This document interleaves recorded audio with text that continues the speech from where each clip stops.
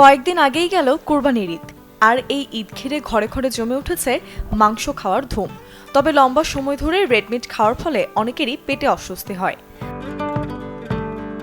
তাই এক্ষেত্রে খেতে পারেন টক দইয়ের শরবত বা লাচ্ছি।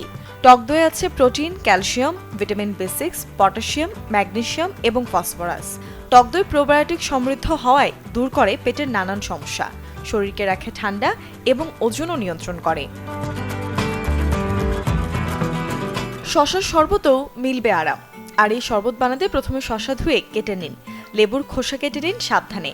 ব্লেন্ডারে পানি, শশা, লেবু, আদা ও চিনি দিয়ে ব্লেন্ড করুন, ছেঁকে ফ্রিজে রাখুন। পরে বরফ কুচি দিয়ে পরিবেশন করুন। অন্যদিকে লেমনেড কারই না পছন্দ, তবে এই লেমনেডে মিলবে পেটের স্বস্তি। পুদিনা পাতা, লেবু আর আদা ব্লেন্ড করে বানিয়ে নিন পছন্দের স্পাইসি লেমনেড। রোজ সকালে এক গ্লাস অ্যালোভেরা জুস শরীরকে করে তুলবে আরও বেশি চাঙ্গা। অ্যালোভেরাকে বলা হয় নিউট্রিশনের পাওয়ার হাউস।